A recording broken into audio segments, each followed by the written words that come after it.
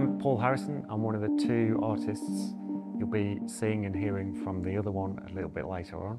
I'm Peter Bur Andersen. I'm a partner at Briq. We're a studio concentrating our works around, you would say, urbanism and architecture. So I've been looking very much forward to this conversation because there's something mind-blowing, interesting about, you could say, an artist's view on how to build the future cities. So yeah, I'm really happy to be here with you, Paul, right now and try to understand, you could say, your ideas of this exhibition and maybe also learn some things. Well, I hope so. I mean, the first thing to say, I think, is like our history or our background. So we went to art college.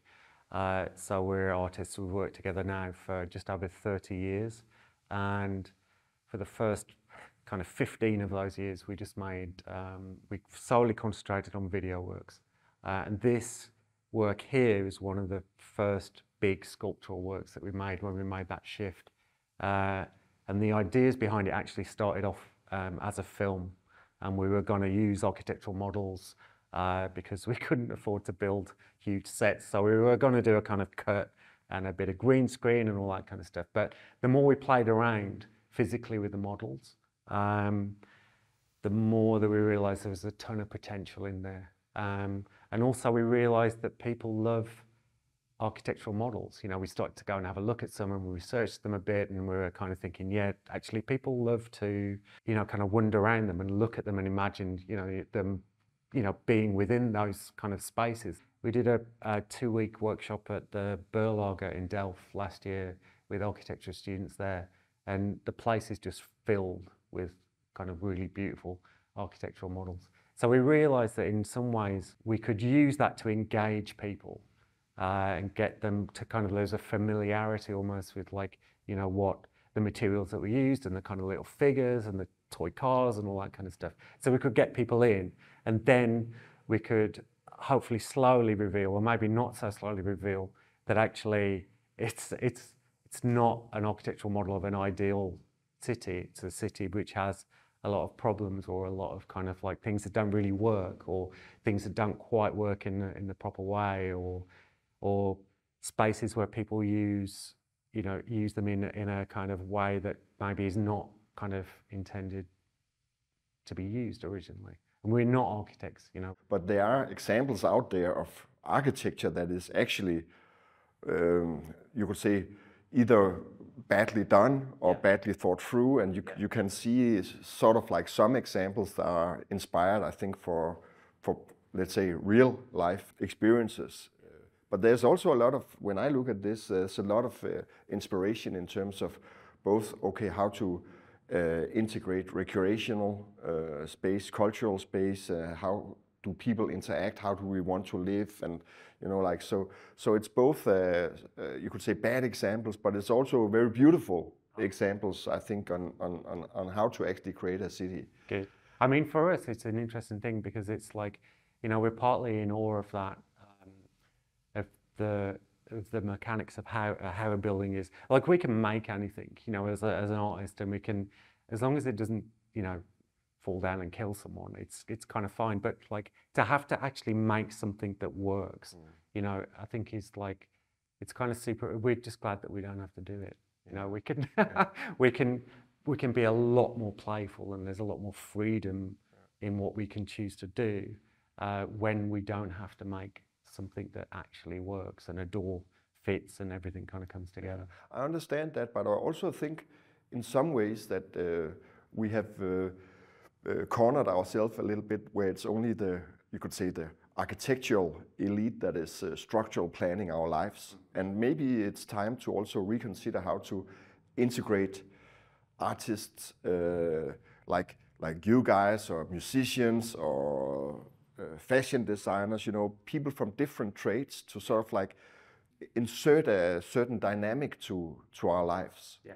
Yeah, I think so. I mean, I think it's quite interesting, that kind of just mixing things up and getting a slightly, because people, we think slightly differently, you know, as the two kind of professions, artists and architects, and we trained in a very different way, you know. And meeting those students at the Berlage, it was like they thought very differently. I mean, they were brilliant students. They were fantastic, super bright, really good. But we would just throw things in that for us are quite natural, but for them it's like, well, you know, how do we deal with that approach? And I think that there is room for that kind of collaboration. Yeah, like for instance, I love this example of the penthouse here, and it could be a comment that this is where people really want to live, so we don't need anything else. Yeah. But it could also be, let's say, a reflection on the higher you get up in a building, the more detached you are actually to the urban fabric and all the life happening on the ground floor. Bristol in England, where we're based, you know, there's a lot of new build because it's become a very popular city. And there are a lot of these kind of, you know, you look up and overlooking the river, beautiful penthouses with balconies and stuff like that. And then as the lower you go down, the kind of slightly scuzzier. What's scuzzier? Scuzzier are very, you know, just that kind of, almost like we've got to build these to get to there. That's the bit we want to sell. That's where we make our money. You know, the rest just kind of supports it. So there's an interesting kind of relationship there. But also, you know, it's kind of like, who wouldn't want to live somewhere with a brilliant view? The birds do. Yeah, exactly. Yeah.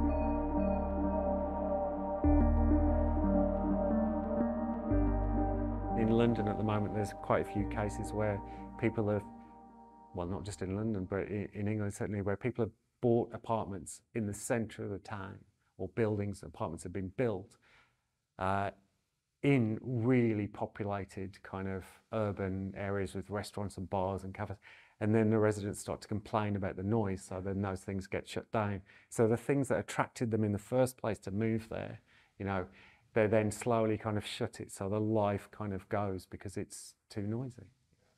But it's still interesting. I read a report recently where it said that in our urban environments, when people are asked, okay, can you describe your home? 44% will start talking about their neighborhood and all the activities connected to the neighborhood that gives them a sense of belonging before they start talking about their, you could say, individual home. Yeah. And I think that's quite interesting, and that's probably also why it makes sense to spend a lot of time focusing on creating the right structural plan with the right volumes and the right use cases, the mix between recreation, culture, commerce, etc., so that you actually create a connected, mixed-use city where you have this sense of belonging.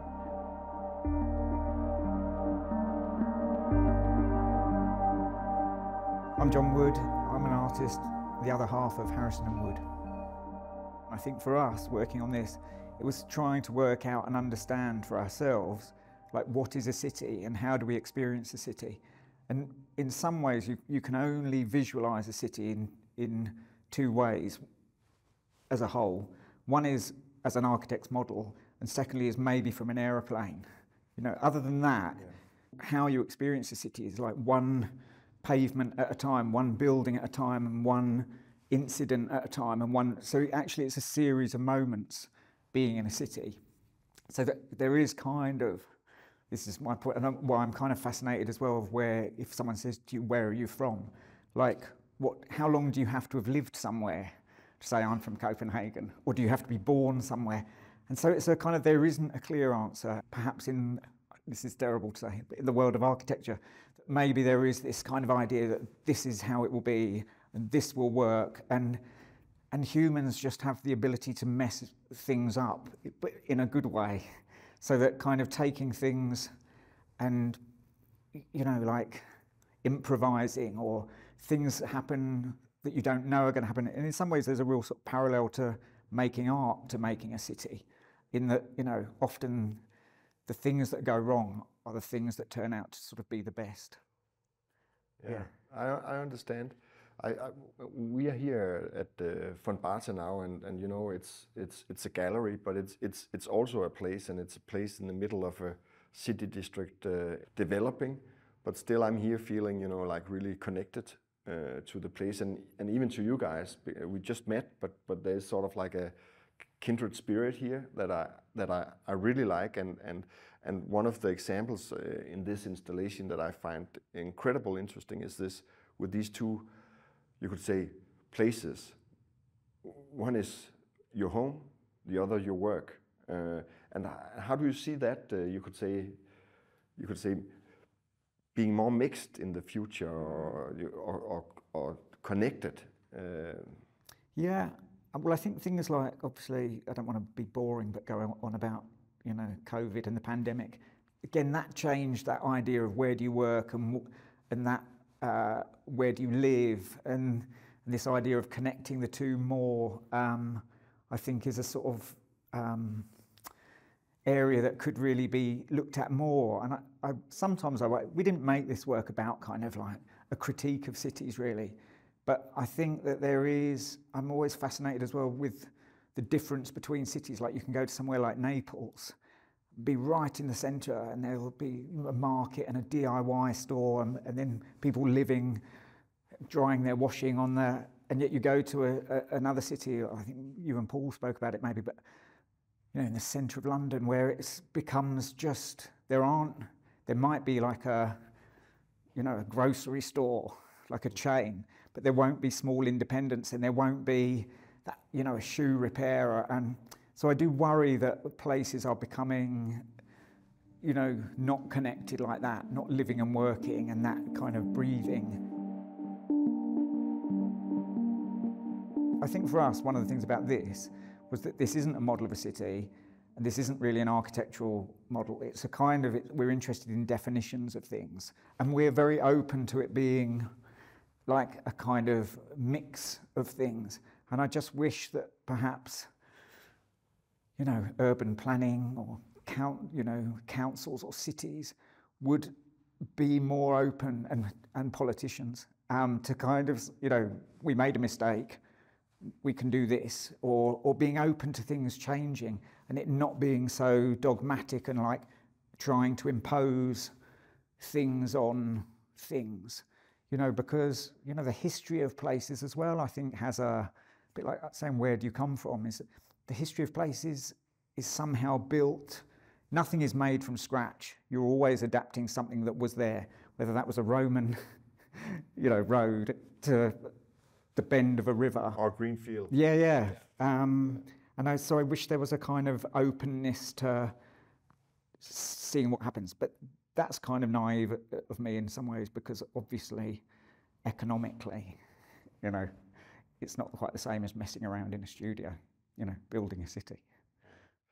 So, but like I indicated to Paul also earlier, John, I would love to see, you could say, you guys are involved in projects and also bringing your, you could say, artistic ideas to the works of architecture and urban planning, because I think it's really needed, and this comment here is a perfect example also on how to actually start that conversation, not necessarily by integrating all the crazy ideas or inspirations or bad ideas from this, you could say, project, but to have a qualified discussion on how is it we live, and how.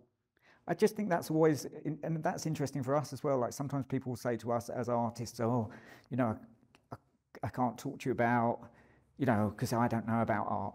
And actually sometimes those conversations, like with your mum or dad or your, you know, the builder that's working, you know, down the road, they can be really, really interesting questions, because they just come from a different angle, and they don't necessarily have all the preconceived ideas or the sort of learning that you have got to that point. And I love that. I mean, we try and do it in the studio to each other, of like purposefully mess things up so that it makes us look at things from another angle. And I think that's the sort of benefit of like coming out of art school, was that approach to kind of making things and that openness, and not necessarily for us that kind of, this is how it's going to be, that openness for like discussion. And I suppose because there are two of us as well, that's naturally built into the way that we work. We're a sort of mini democracy. Oh. That's probably enough, isn't it?